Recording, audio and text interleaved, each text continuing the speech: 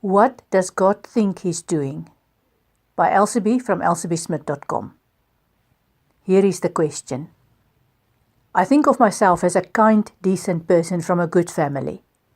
I was brought up to believe in a God of love and was involved with the church when I was a kid. My mother is a devout Christian and a beautiful person.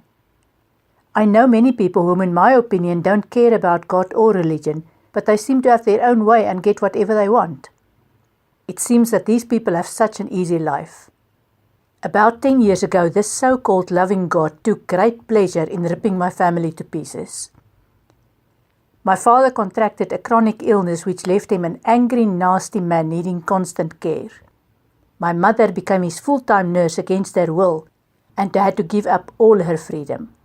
My dad aims all his frustration at me, and my brother tries in vain to be a peacemaker. As if that was not enough, God then decided to let my sister commit suicide. It feels like God saw how damaged our family was, and then returned to step on us again, walking away laughing. I loathe myself for becoming as angry as my dad, and I suffer from depression as a result.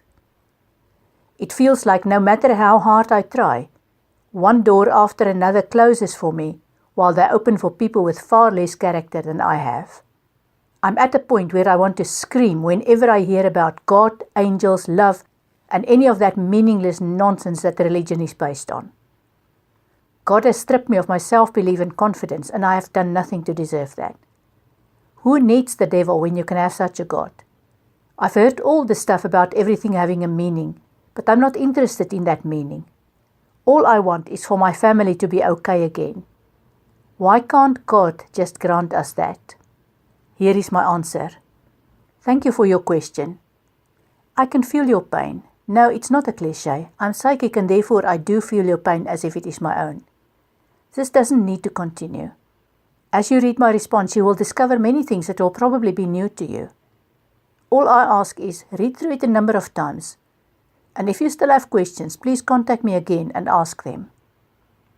I will not quote to you from a Bible because I don't think the Bible contains much useful information. I'm not a Christian, so my views and answers are probably different from what you have heard until now. I do not subscribe to any organized religion. You were brought up to believe in God. You had a view of a kind, loving God. From reading your question, it feels like you still want to believe that there is a God, and that God is kind and loving.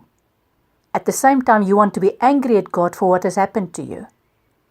It is okay to be angry at God, but it is not okay to let that anger eat away at you and ruin your life. You have reached a point where you are ready to let go of the anger, but you are not sure how to do it and what to have in the place of the anger. And guess what? If at this point you do not want to hear anything about God, it is also okay. If that is the case, then read the rest of my message and change the word God to anything else that is neutral for you. For example, belief or basis or whatever. There is a difference between God and religion.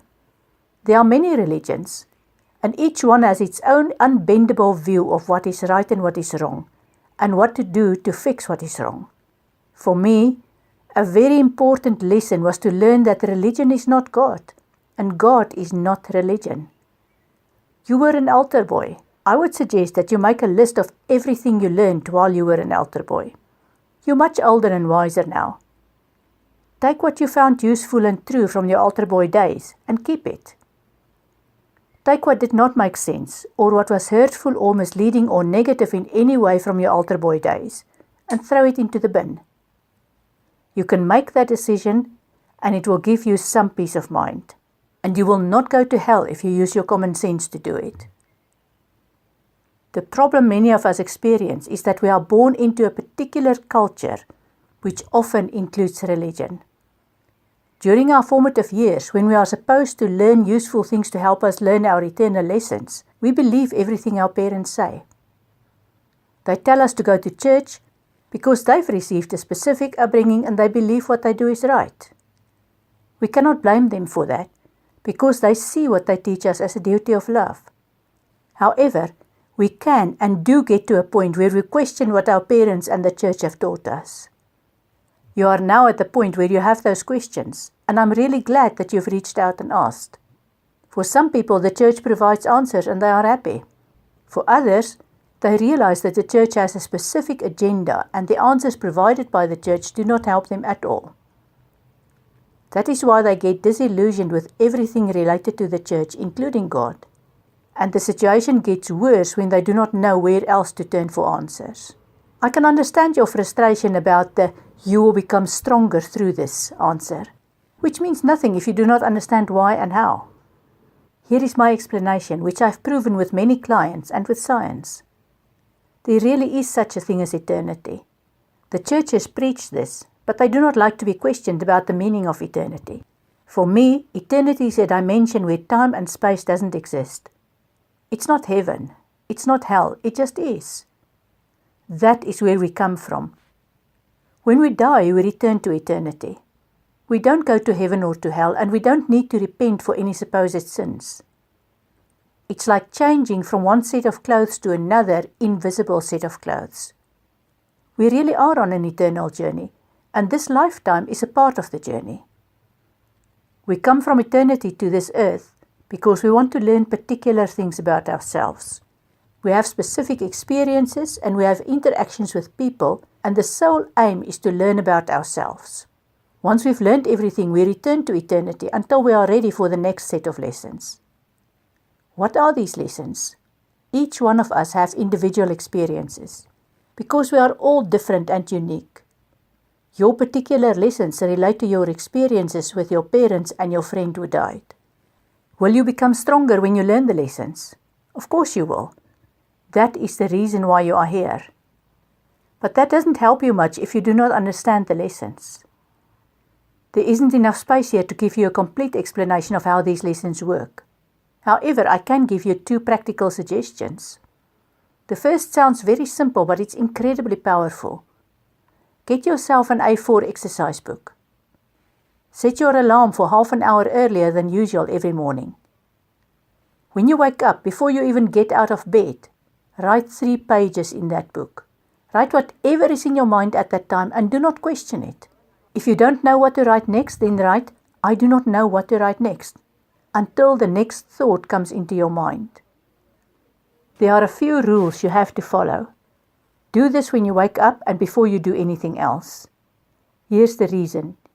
You have a little sensor inside of your head. That sensor says things like, "Oh no, you cannot write that. What will people say?" That sensor likes to sleep and is only awake when you are awake. When you wake up, your brainwaves are still in a dream state. It takes you a while to wake up completely. In that half-sleep, half-dream state, your sensor is still asleep and you can write without fear of interference. Don't tell anyone that you are doing this. What you write is a conversation between yourself and yourself. The moment anyone else knows about this, there's the possibility that they may want to know what you write, and that wakes up your sensor. Write only 3 pages every day. If you write less, you will not feel the power of what you do. If you write more, you are wide awake and the exercise loses its power. If you don't know what to write, then write exactly that until the next thought comes. Do not read anything you have written for at least the first 2 months.